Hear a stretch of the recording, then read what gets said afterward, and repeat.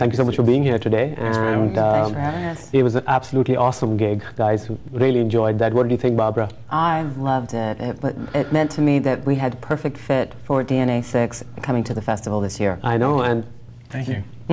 Absolutely. Absolutely. Because you can hear the undercurrents and references to jazz and to folk, to soul and to folk in their music, and also the fact that it's very current. And that's what folk is really about. It is previous years, previous generations, but it's current, and it also takes us into the future. So DNA6 is just fantastic coming to the festival, and it's the first time I got a chance to hear them. I've read about them, and I heard their CD, but to hear them live, and then to be able to get their CD and take it home with you, to be able to capture that experience and keep it with you, along with the Folk Music Festival.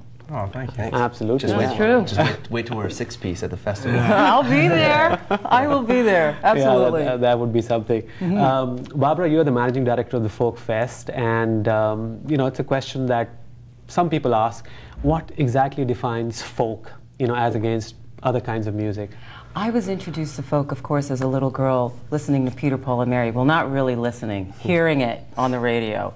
It wasn't really my cup of tea, as I like to say. But when I moved here from New York 6 years ago, I started as a volunteer at the Folk Music Festival just so I could get to know people. And then I found out that folk is really about expressions and music from people from different cultures and what they use in terms of either their music or their voice to express themselves. So that could mean a beatbox, it could mean a fiddle, it could mean djembe, it can mean a violin, it can mean a harmonica, but it's whatever you use to express yourself and your culture. So that's exactly how the Folk Music Festival expresses itself, by getting voices from all over the world, from around the corner, from around Canada, to come and express themselves, whether it's music from Quebecois or Calypso. Oh, fantastic. Yeah. DNA6, Alex, I just thought, you know, it's funk, it's jazz, it's hip-hop. I mean, I know that you guys, you know, cross over a whole bunch of different genres.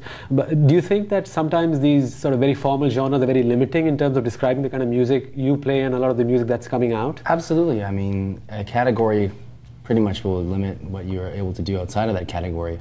So we just kind of make music that comes out of us, and what we want to hear is what we do. So, you know, Can't that's put it in kind a of, box. that's just what we do. Can't label it. That's It's a combination of all of our influences together that's coming out at the same time. And what kind of influences do, let's say, each of you bring to that thing? I mean, do you come from a sort of similar listening background, or do you have all kinds of eclectic? All different. All over the place. Alex and I, we grew up on Vancouver Island in Nanaimo playing jazz in high school. Alex came from Toronto. I just started playing guitar, and so, you know, we ended up spending our summers busking down by the water, just playing anything that came out, going through a fake book and just playing everything, and it just grew and grew and grew to a point where, you know, everything that kind of comes through the door, you'll hear a huge vocal arrangement for something, and that's inspiring. You hear the sickest bass line on some crazy funk album, and that's inspiring. Some crazy percussion album that's all done vocally or something, that's inspiring. You just take all these little pieces. I think the problem with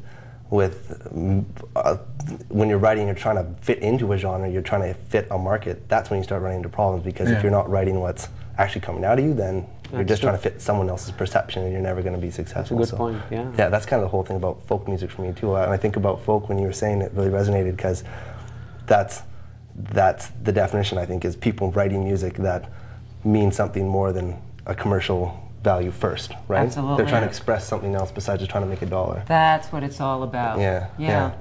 You know, and if a person doesn't get a chance to travel, and then travel is really expensive, that's what's great about the Folk Music Festival. You get a chance to hear from cultures all over the world, but you can do it right here in Vancouver.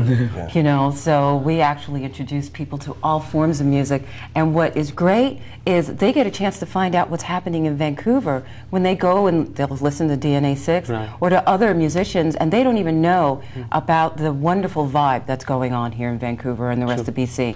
But they can come to the Vancouver Folk Music Festival and find out what's happening around their corner, in their neighborhood, without having to travel anyplace else. They just come and hear it all. I know.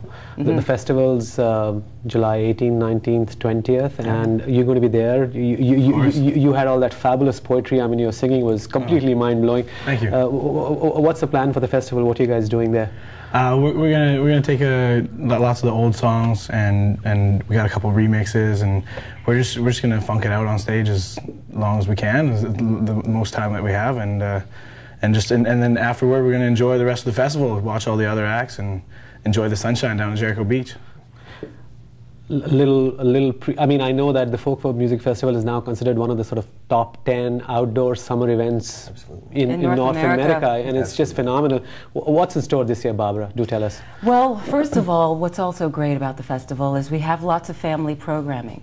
It is a festival that's multi-generational, so we have programming for little folks that are anywhere from 2 and to older folks that are 82. So there's everything to see. And the this children year, are free? Yes, kids that are 12 and under are free as long as they're accompanied with an adult, because we really want to encourage the family to come out. Some people can't afford to buy tickets for their husband and all of their kids, but they can come with all of their kids and their husband, and this time they can afford it. We've got a food court and lots of great food. We have an art market, and what's great is we have 7 stages that play concurrently during the day. Then we have our main stage that goes on at 5 o'clock at night from 5 till 11. So you can listen to music on one stage, and if you don't like it, you can walk over to another stage and get another experience. And you have an amazing lineup this year. We have a wonderful lineup. I mean, you have these guys, of course. Well, we've got these guys, right? And then they get a chance to network with other musicians and get even more influences. Right. And the other musicians get it as well.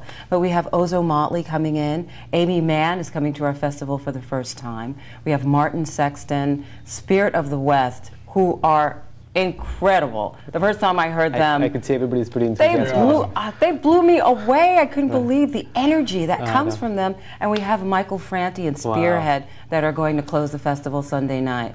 Awesome. It's going to be an amazing party, and you know, I mean, you guys will have a great time, and so will everybody else. Thank you so much for being here today. Thank you. It was an absolute pleasure. That was great. All right. Thank you.